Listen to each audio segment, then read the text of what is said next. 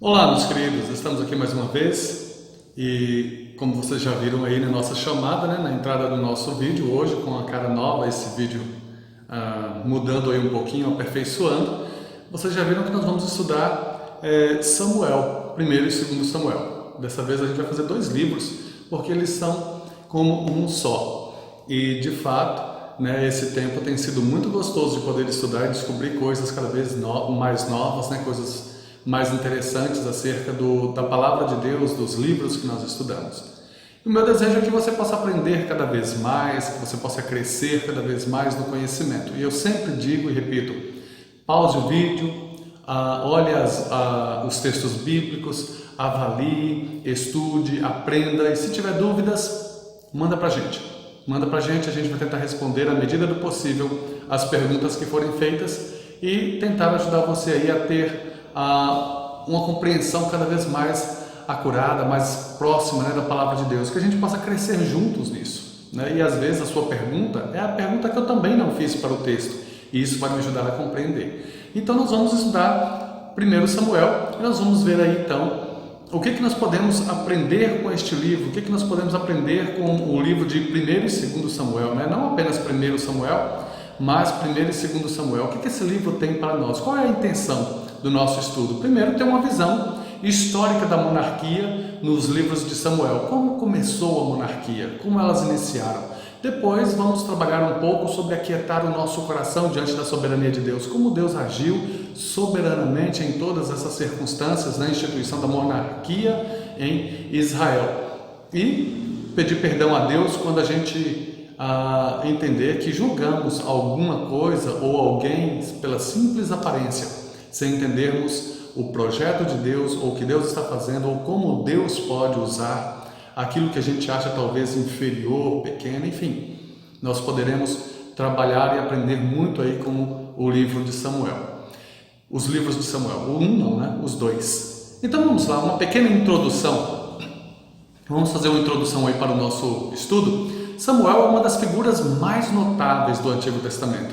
Depois de Moisés, talvez Samuel seja a pessoa mais importante do Antigo Testamento, considerando a questão do cuidado com o povo. Ele foi sacerdote, profeta, juiz e teve a tarefa de ungir 2 reis. O livro que leva seu nome é igualmente importante. Ao ler as histórias ali narradas, nós compreendemos como Israel deixou de ser um grupo de tribos para se tornar um reino. No texto hebraico, os 2 livros de Samuel formam um único livro, um único só. Porque na realidade a atual divisão não vem apenas de interromper a história de Davi, como da catástrofe de Gilboa, onde Saul tomou parte também. Mas tem mais coisa nisso. Os 70, né, ou os escritores da Septuaginta, eles consideraram os livros de Samuel e dos reis como uma história única do reino. Eles dividiram os livros, no entanto, em 4 partes e chamaram então de livros do reino, e a Vulgata apenas como livros dos reis, considerando Samuel como 1 e 2 dos reis, né? A partir do tempo de Daniel Bomberg, no século XVI, muitas bíblias hebraicas continuaram a dividir o livro de Samuel, chamando então de 1º e 2º livros de Samuel. Nós podemos ainda ver que o conteúdo principal do livro de Samuel narra basicamente a transição do povo de Israel do governo teocrático para o monárquico. E o que é a teocracia? O que significa isso? O que é teocracia? O governo teocrático ou teocracia?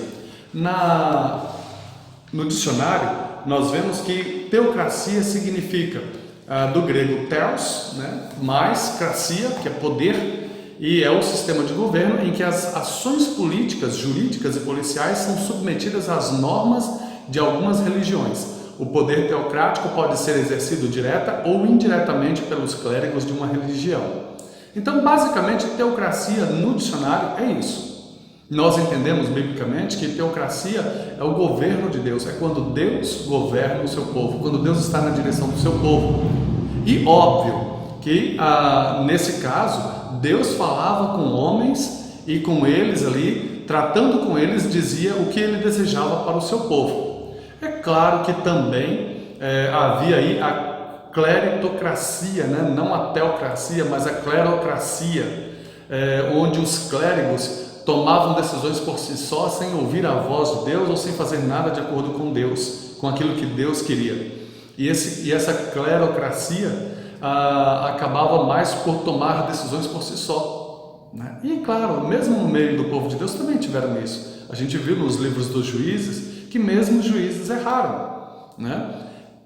Agora, teocracia nós já vimos o que é. E o que é monarquia? Monarquia é uma forma de governo em que um monarca, tal como um rei ou um imperador, exerce a função de chefe de Estado e mantém-se em tal cargo até a sua morte ou abdicação.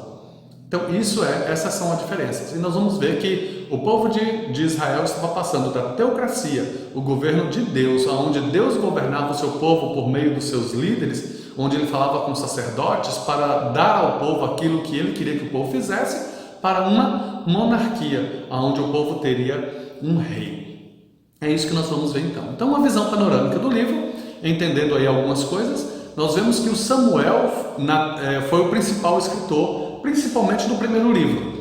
E nós temos aí Samuel, Natan e Gad como possíveis escritores. Existem aí outras hipóteses, mas nós ficamos com Samuel, Natan e Gad como possíveis escritores. O Samuel, o profeta Natan e o profeta Gad como possíveis escritores aí dos livros de Samuel. Mas a grande parte do primeiro livro foi Samuel. Já no restante foi então aí dividido entre outros escritores. A data possível para a escrita seria entre 1100 e 930, porque Samuel foi um juiz. Então a história teria ocorrido no final do tempo dos juízes e indo aí no início do reinado no reinado de Saul e o início do reinado de Davi. Alguns versículos chaves, o alvo, eu saltei aqui, o alvo para entendermos o livro, o panorama, ou para entendermos um pouquinho o livro de Samuel, o alvo era mostrar a transição dessa teocracia para a monarquia. E os versículos-chave estão aí, 1 Samuel 15, 22 e 2 Samuel 7, 16. E eu gosto muito, até acrescentei aqui, 1 Samuel 8, 7. Eu vou explicar já o porquê. Então vamos lá, vamos abrir aqui a palavra de Deus, vamos ler juntos.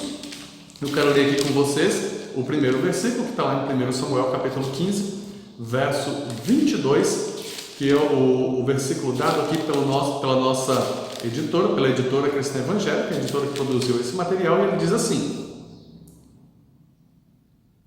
Mas Samuel disse: Por acaso o Senhor tem tanto prazer em holocaustos e sacrifícios quanto em que se obedeça a sua voz? Obedecer é melhor do que oferecer sacrifício, e o atender melhor do que a gordura de carneiros. Esse é o versículo-chave para 1 Samuel, e eu gosto muito como versículo-chave para 1 Samuel, capítulo 8, verso 7. E nesse texto diz assim: E o Senhor disse a Samuel: Atende ao povo em tudo quanto te pedir, pois não é a ti que rejeita, mas a mim, para que eu não reine sobre ele. Então, no capítulo 8, verso 7, nós vemos essa transição.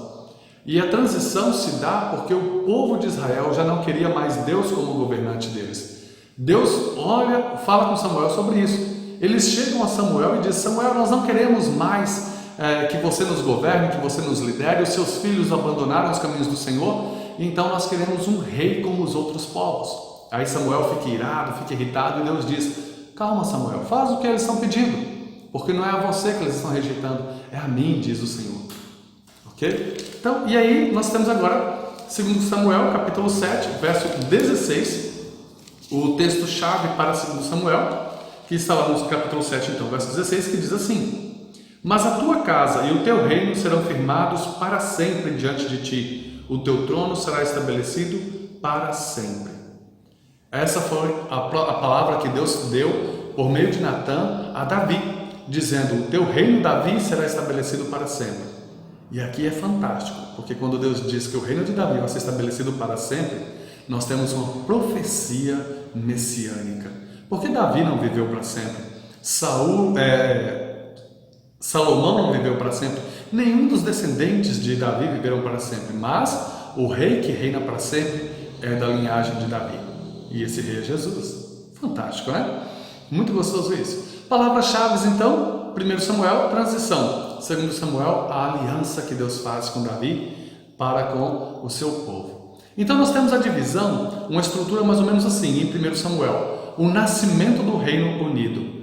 Aí nós temos o juizado de Samuel, que vai do capítulo 1 até o capítulo 14, né? Temos a primeira parte, que é a transição para a monarquia, em Siló, capítulo 1 a 7, e depois a eleição, capítulo 8 a 12, e rejeição, capítulo 13 a 14, em Gibeá. Aí nós temos então a primeira parte, que é o juizado de Samuel. Aí nós temos o pecado praticado pelo povo, o pecado que o povo praticou, né? O pecado acontecendo aí. Depois nós temos o reinado de Saul, que vai do capítulo 16 até o 31, o reinado rejeitado, e o reinado de Davi antecipado, né? Começando aí antecipado, e lá no final a morte de Saul. Em 2 Samuel nós já temos a expansão do Reino Unido, o reinado de Davi, que está aí como suma. Nós temos a primeira parte do capítulo 1 de 2 Samuel, capítulo 1 a 10 de 2 Samuel, nós temos Davi sob a bênção de Deus. No capítulo 11 nós temos o pecado, depois 12 a 20, Davi sob a maldição,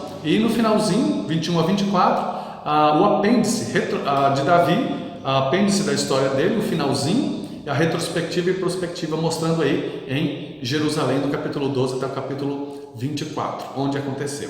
Então, só para a gente ter uma noção mais ou menos do que estava acontecendo aí nos dois livros, tá? Tem uma outra visão que eu acho muito interessante de estrutura, que compõe, que junta os dois livros e que conta toda essa história.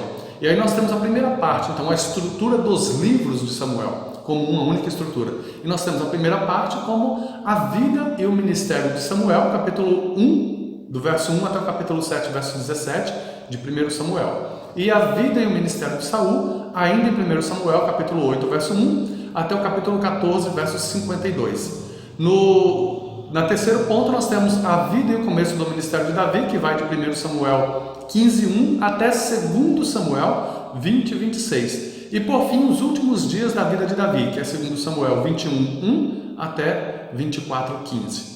Então, nesse período aí, nós temos a morte, nós temos a vida e a morte de Samuel, a vida e a morte de Saul e a vida e a morte de Davi. Esses três grandes homens que compõem aí o início da monarquia em Israel. Ok? Vamos lá? Seguindo então, resumindo a visão panorâmica do livro Samuel em uma sentença. Aí nós temos a sentença dada aí pela editora cristã evangélica: Deus inclui a monarquia em seu programa, ungindo Saul no início, mas manifestando em Davi o cumprimento de suas promessas. Perdão aí pelo erro, né? Então, essa é a ideia. Deus inclui a monarquia em seu programa, ungindo Saul no início, mas manifestando em Davi o cumprimento de suas promessas. E uma outra sentença, uma outra grande ideia para o livro, essa é minha: o povo rejeita a Deus, o povo de Deus rejeita a Deus como seu governante. Deus lhe concede o rei que desejam, mas esse demonstra ser um fiasco. No entanto, Deus lhes dá o rei que ele escolhe e por meio dele estabelece uma aliança. Esse é o resumo dos dois livros, 1 e 2 Samuel, na minha visão. Os livros de Samuel têm alguns destaques muito interessantes, alguns destaques importantes que valem a pena serem trazidos. Por exemplo, a oração de Ana. É uma das orações mais notáveis da Bíblia. Ela exalta o Senhor declarando seus atributos. Isso é lindo, porque ela chama, por exemplo, se você abrir lá em 1 Samuel, capítulo 2, no verso 1, você vai ver Ana exaltando o Senhor, chamando pelos seus atributos, primeiro de Senhor. No capítulo 1 Samuel, capítulo 2, verso 1, ela diz assim: então Ana orou, meu coração exulta no Senhor. A minha força está exaltada por causa do Senhor. A minha boca se ri dos meus inimigos, pois me alegro na tua salvação. Depois, no verso 2, ela declara o atributo da santidade de Deus. Olha só, no verso 2. Não há ninguém santo como o Senhor. Não há outro além de ti. Não há rocha como o nosso Deus. Aí no verso 3, ela fala da sabedoria do Senhor. Não faleis mais palavras tão altivas, nem a arrogância sai da vossa boca, porque o Senhor é o Deus da sabedoria e julga os atos humanos. Depois, no verso 6, ela fala da soberania do Senhor. Olha lá, o Senhor é quem tira a vida e quem dá a vida, faz descer a sepultura e faz ressurgir dali. É Ele tem dom, Ele é o Senhor sobre todas as coisas, é o Senhor sobre a vida, Ele é soberano.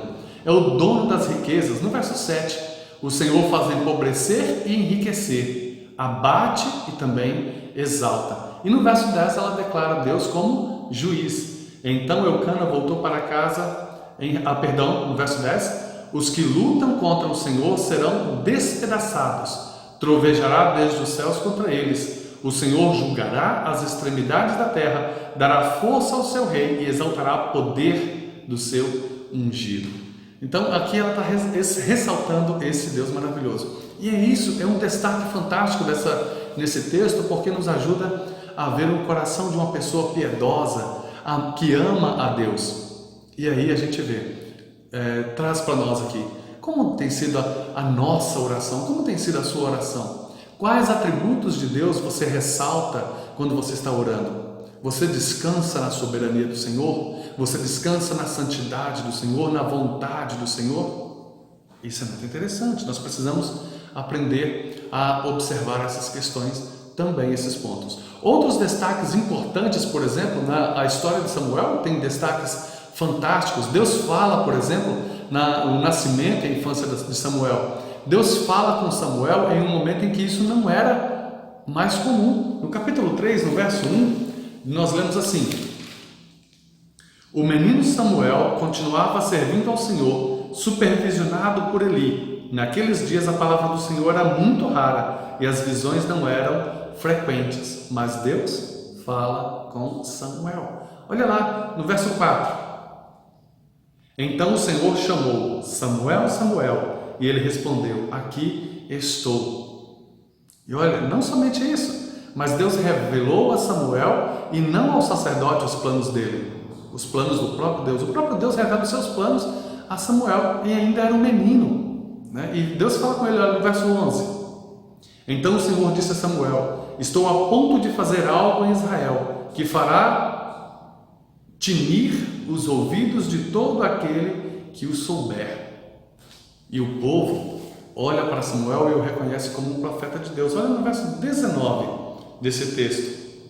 Samuel crescia e o Senhor estava com ele e não deixou falhar nenhuma de todas as suas palavras.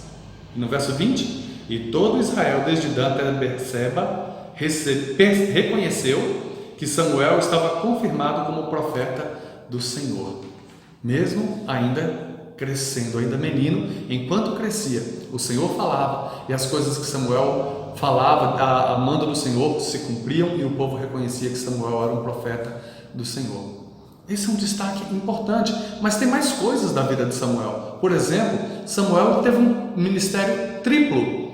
Ele encerrou o período dos juízes e inaugurou a era dos profetas de Israel e acumulou a função de juiz, sacerdote e profeta.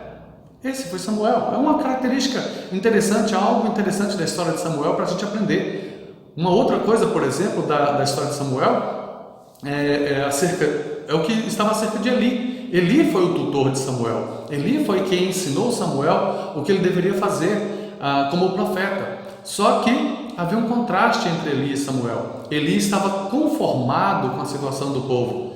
Ele não repreendia os seus filhos e ele foi punido pelo Senhor. Em 1 Samuel capítulo 2, verso 29, nós lemos isso. Olha só o que está escrito lá.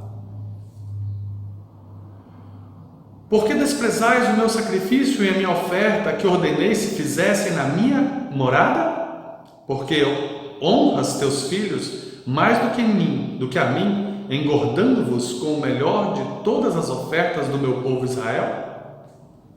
Isso foi o que Deus falou com Eli. E Deus então substitui Eli por Samuel. Eli era profeta, Eli era sacerdote, melhor dizendo, mas ele não tinha o privilégio que Samuel tinha diante do Senhor, porque Eli se tornara um sacerdote corrupto, por assim dizer, ou um sacerdote que se afastou do propósito de Deus, que não cumpriu o propósito de Deus, que não foi fiel ao chamado. Outra coisa interessante é a reação de Samuel à monarquia. Samuel começou bem, só que Samuel também caiu no mesmo erro de Eli e não conseguiu levar os próprios filhos a servir ao Senhor. Se você abrir lá 1 Samuel capítulo 8, de 1 a 4, você vai ver isso. Os filhos de Samuel se tornaram corruptos, sacerdotes corruptos, embora Samuel não fosse. Os filhos se tornaram corruptos. Eles se distanciaram e o povo olhou para aquilo e viram: nós não queremos mais você liderando sobre nós, queremos um rei. E Samuel se aborrece com isso, está lá no verso 6 do capítulo 8. E Deus mostra que não é Samuel rejeitado, mas é a ele. Deus fala com Samuel: Samuel, eles não rejeitam você, eles rejeitam a mim, estão rejeitando a mim. Então, sim, os filhos de Samuel não foram bons exemplos, e isso prejudicou o ministério do pai. Mas o povo usou isso como desculpa para rejeitar o governo de Deus sobre eles. É interessante isso, né? Mas vamos lá? Ainda mais alguns destaques, por exemplo, nos livros de Samuel, são Saul e Davi.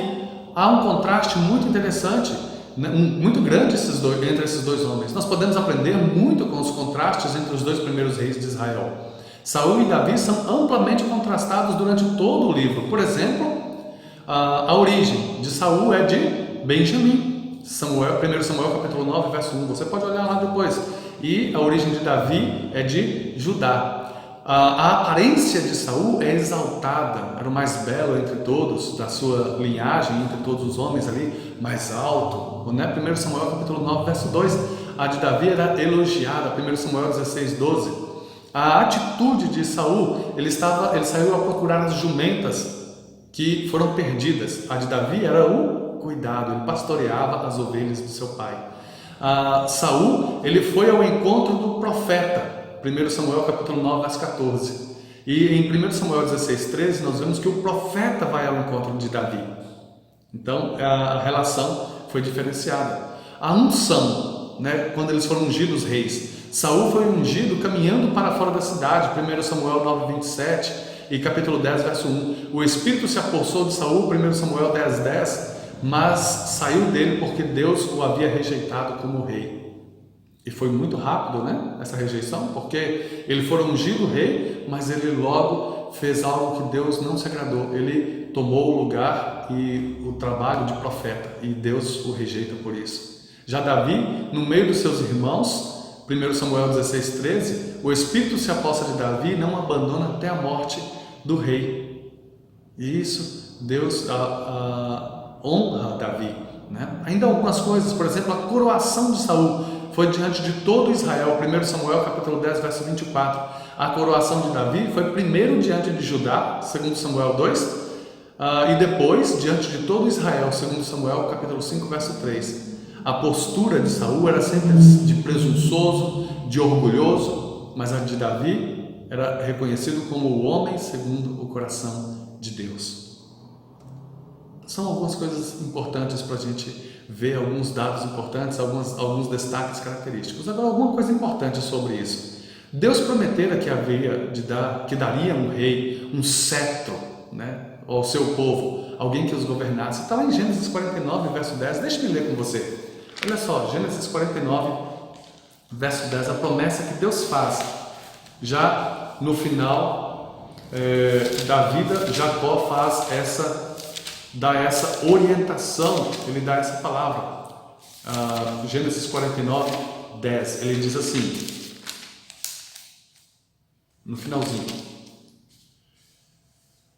o cetro, falando de Judá, está no verso 9 e 10, Judá é um leãozinho, subsiste vindo da presa. Judá é um leãozinho, subsiste vindo da presa. Meu filho, ele se encurva e se deita como um leão e como uma leoa. Quem o despertará? O cetro não se afastará de Judá, nem o bastão de autoridade de entre seus pés, até que venha aquele a quem pertence, e os povos obedecerão a ele. Ele está falando do reinado que haveria de vir para o povo de Israel, da descendência de Judá. Viria de Judá. E ele está falando aqui algo até mais profético, que talvez, numa aplicação, podemos levar até Cristo, aquele que haveria de governar e todos os povos se dobrariam a ele. Agora, através dos descendentes de Judá é que viria esse cetro. Esse rei, segundo Deuteronômio 17,14, é um rei que Deus escolheria, um rei de Judá. Um cetro que venceria Moabe, vindo de Israel, conforme está lá em Números. Um rei que, com deveres específicos, segundo Deuteronômio 17,14 a 20.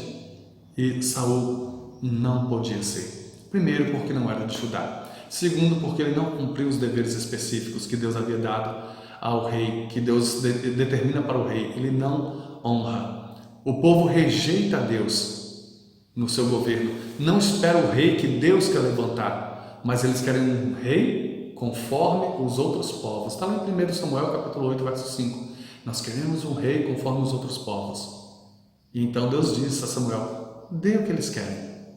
E o padrão a quem eles queriam assemelhar-se não eram os padrões de Deus, mas conforme os dos outros povos. Por isso, Deus lhes deu Saul, um benjamita, inseguro, invejoso, impulsivo, traidor, presunçoso e orgulhoso.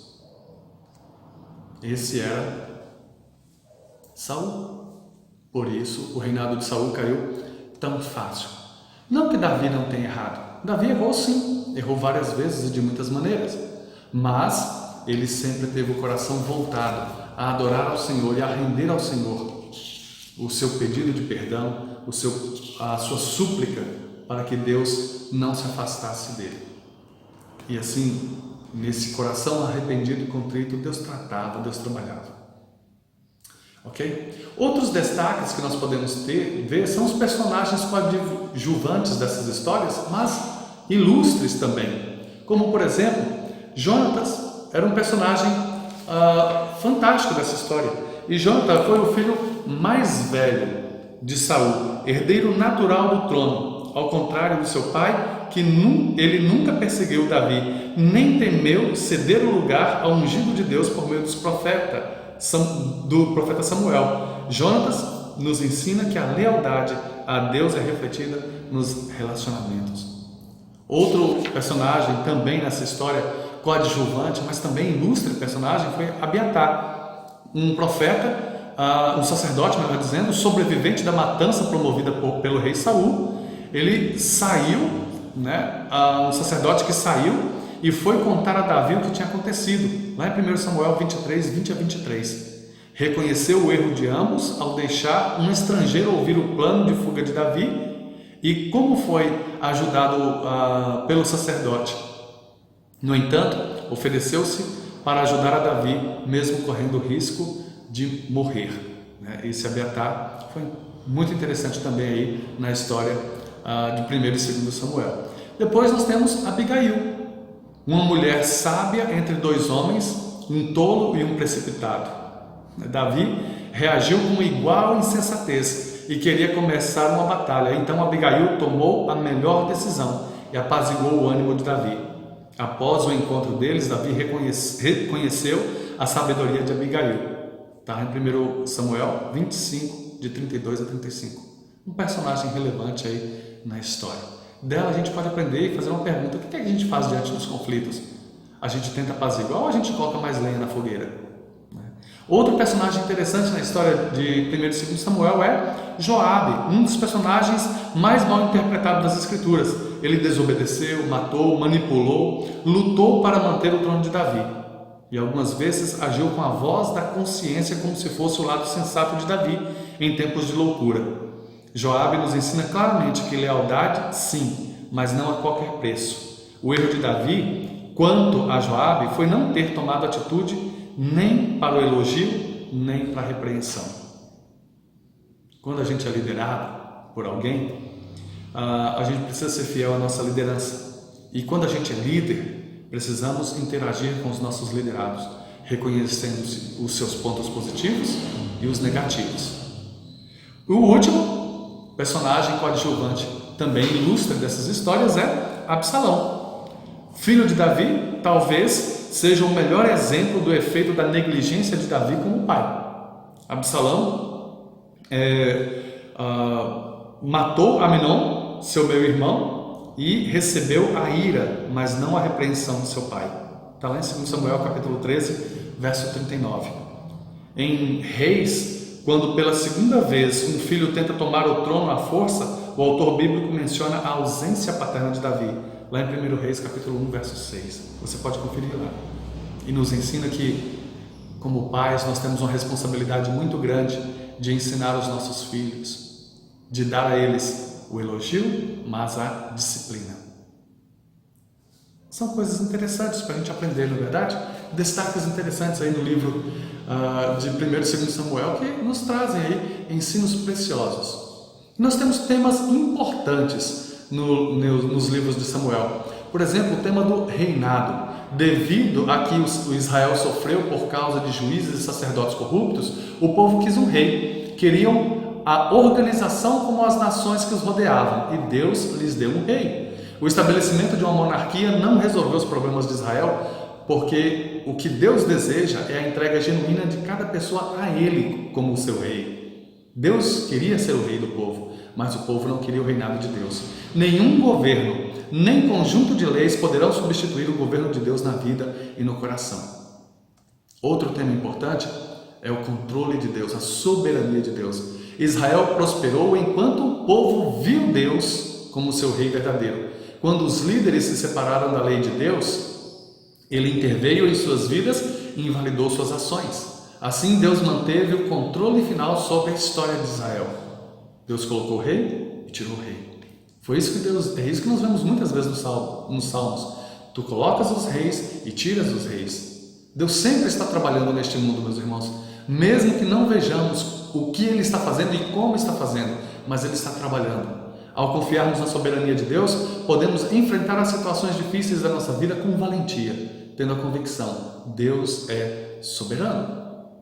Outro tema importante é liderança. Deus guia o seu povo utilizando diversas formas de liderança. Deus usou juízes, sacerdotes, profetas e reis, escolhidos para diferentes ofícios, como Eli foi escolhido, como Samuel foi escolhido, como Saul foi escolhido, como Davi foi escolhido, que ilustram distintos estilos de liderança. Mesmo assim, o êxito de cada líder dependia de sua entrega a Deus, não de sua posição, estilo de liderança, sabedoria, idade ou força. É isso que nós aprendemos em 1 e 2 Samuel. Ainda, um último tema importante é obediência. Para Deus, obedecer é melhor do que o sacrifício. Capítulo 15, verso 22, nós lemos lá atrás. Deus queria que o seu povo obedecesse, servisse e seguisse, com todo o coração, e não com falsa religiosidade e sacrifícios cerimoniais. Deus deseja que todo o trabalho e a adoração os motivem a uma entrega genuína e de coração a Ele. É a mim que rejeitam, disse Deus a Samuel. Obedecer é muito melhor que sacrifícios, disse o Senhor ao seu povo. Eu estabelecerei o seu reino para sempre, disse o Senhor por meio de Natã a Davi. Simplesmente por obediência. Eu falei que era o último, mas não, né? Temos mais ainda um último tema que eu quero abordar com você, que é a fidelidade de Deus. Deus é um Deus fiel. Deus guardou fielmente as promessas que fez a Israel. Respondeu ao povo com terna misericórdia e pronta justiça. Ao mostrar misericórdia, atuou com fidelidade em benefício do seu povo. E ao mostrar justiça, foi fiel à sua palavra e natureza moral perfeita. Deus não pode mudar quem Ele é. Deus não pode negar a si mesmo. Porque Deus é fiel, nós podemos confiar em que Ele terá misericórdia de nós. Entretanto, Deus também é justo e não tolerará rebelião. Assim, meus irmãos, nós temos aprendido e vamos aprendendo coisas tão importantes e tão relevantes no livro de Samuel. Samuel é um livro de transição que vai da teocracia para a monarquia. mas também um livro de histórias fascinantes. Do começo ao fim, Samuel nos mostra como a soberania de Deus entra em ação para consolidar a monarquia instruída por ele. Tais verdades dão ao crente a confiança de que os planos de Deus serão cumpridos, ainda que, vez por outra, algum obstáculo ou pessoa se interponha no caminho. Deus não abandona os seus projetos, os seus planos, Ele é fiel em cumprir. Então, meus irmãos, a minha palavra, o meu desejo é que você possa aprender muito lendo 1 e 2 Samuel, mas entendendo isso, o homem pode desejar coisas, mas é muito necessário que ele dependa de Deus para que a execução seja plena, seja do jeito que Ele quer. Que Deus te abençoe e que você possa aprender no estudo de 1 e 2 Samuel, possa se dedicar a ler esses livros que trazem histórias tão fascinantes e que nos ajudam a entender bem como começou a monarquia em Israel e como é relevante para o nosso crescimento vivermos a vontade de Deus, em todo o tempo o querer de Deus. Deus te abençoe, nós voltamos no próximo encontro e eu aguardo você aqui. Muito obrigado por estar participando, assistindo às nossas aulas. Deus abençoe e até a próxima. Então, finalizamos Samuel, ok? Um abraço, até mais.